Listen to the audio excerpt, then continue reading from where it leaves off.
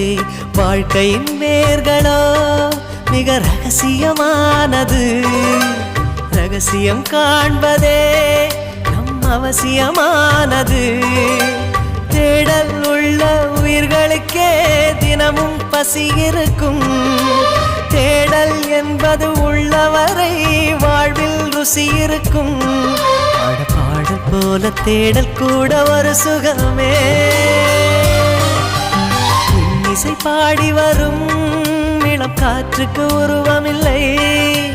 காற்றலை இல்லை என்றால் ஒரு பாட்டொலி கேட்பதில்லை. ஒரு கானம் வருகையில் உள்ளம் கொள்ளை போகுதே. ஆனால் காற்றின் முகவரி கண்கள் அறிவதில்லையே. இந்த வாழ்க்கையே ஒரு தேடல் தான்.